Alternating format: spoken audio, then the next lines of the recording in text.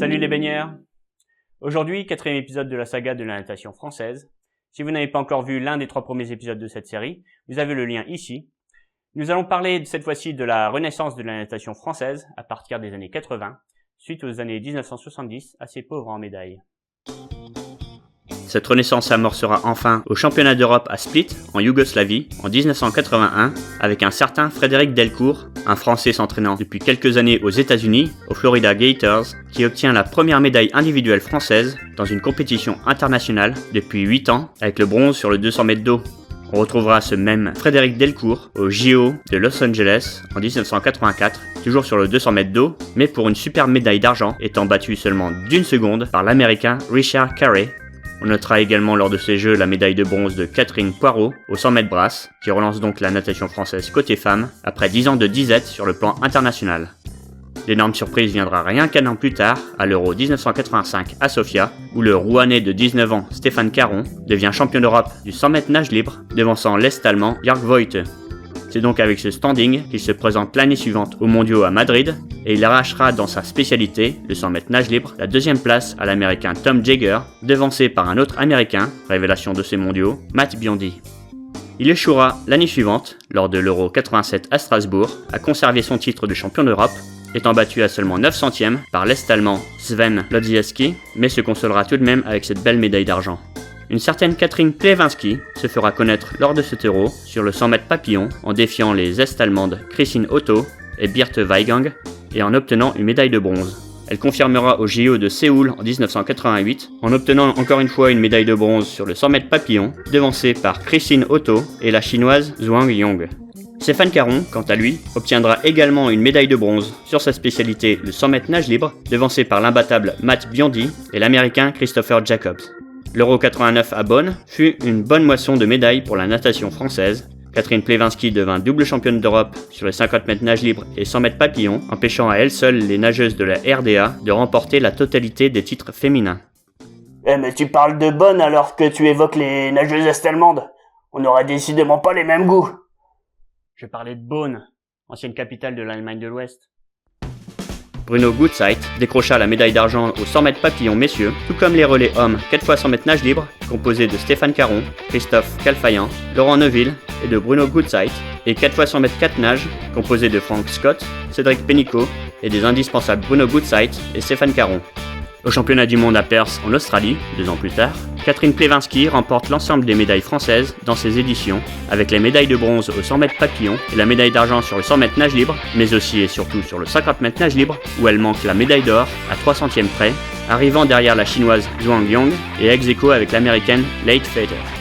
La même année, lors de l'Euro 91 à Athènes, nouvelle bonne moisson de médailles pour les Français, avec Catherine préservant son titre européen sur le 100 mètres papillon, devant la jeune néerlandaise Inge de Bruyn, se contentant de l'argent sur 50 mètres nage libre et sur le 200 mètres nage libre, mais en remportant également le 100 mètres nage libre.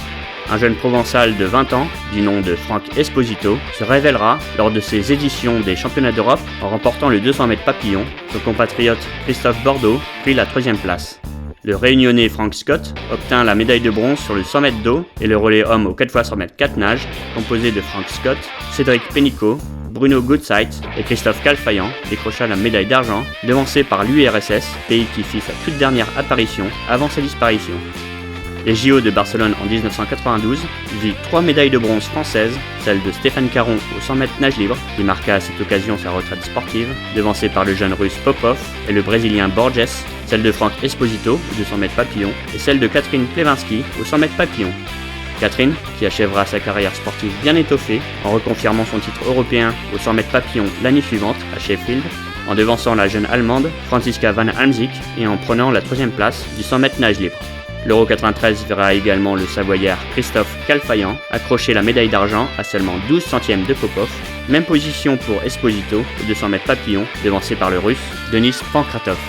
Le relais homme du 4 x 200 mètres nage libre, composé de Christophe Marchand, Yann Defabrique, Lionel Poirot et de Christophe Bordeaux, prit la 3e position. Les mondiaux de 1994 comme les JO de 1996 à Atlanta marqueront le pas pour les nageurs français qui ne remporteront aucune médaille lors de ces compétitions, mais restent cependant relativement toujours présents lors des championnats d'Europe, comme à Vienne en 1995. Christophe Calfaillant étant toujours fidèle à sa deuxième place au 100 mètres nage libre face à Alexander Popov, et Cécile Janson décroche le bronze au 100 mètres papillon à seulement 2 centièmes de la deuxième place. 6 médailles françaises seront récoltées 2 ans plus tard à l'Euro à Séville, avec notamment une jeune nageuse d'origine roumaine, Roxana Maracineanu, qui se révéla au grand public en dos avec une médaille d'argent au 100 mètres ainsi qu'une médaille de bronze aux 200 mètres.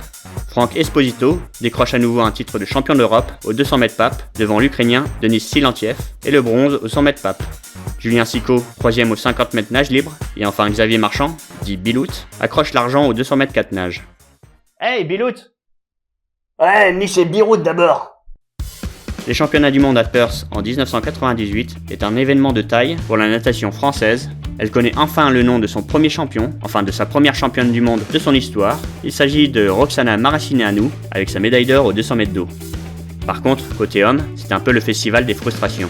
Franck Esposito manque de peu de devenir le premier champion du monde français de l'histoire en se faisant chipper à la dernière seconde la première place par l'Ukrainien Denis Silantiev aux 200 mètres pape alors qu'il dominait toute la course. De même pour Jean-Christophe Sarnin, devancé seulement de 2 centièmes aux 200 mètres brasse par l'américain Kurt Groth. Xavier Marchand, de son côté, n'était pas non plus très loin du sacre sur le 200 mètres 4 nage, décrochant l'argent devant le néerlandais Marcel Wouda.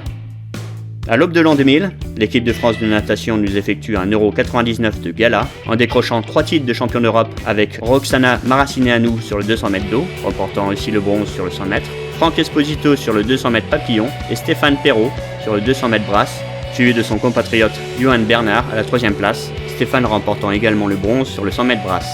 Des titres qui ne se confirmeront malheureusement pas à l'Euro à Helsinki l'année suivante, mais avec 5 médailles de bronze en consolation, avec Karine Brémond aux 200 mètres brasse, Bilout, Xavier Marchand bien entendu, aux 200 mètres 4 nage, Johan Le Bihan aux 400 mètres 4 nage, le relais 4x100 mètres nage libre homme, composé de Romain Barnier, Nicolas Kins, Hugo Viard et de Frédéric Bousquet, ainsi que le relais 4x200 mètres nage libre dame, composé de Solène Figues, Laetitia Chou, Katharine Kellenek et d'Alicia Boson. Les JO de Sydney en 2000 ne verra qu'une seule médaille française, l'argent aux 200 mètres d'eau de Roxana Maracineanu, ce qui reste anecdotique vu les 2 décennies de la renaissance de la natation française qui viennent de s'écouler. Ce 4e épisode sur la saga de la natation française est donc terminé. N'hésitez pas à laisser un pouce en l'air, à partager sur les réseaux sociaux et à vous abonner à la chaîne pour être parmi les premiers avertis de la sortie des prochains épisodes. Quant à moi, je vais devoir vous laisser. Le baigneur me met en défi sur une certaine longueur.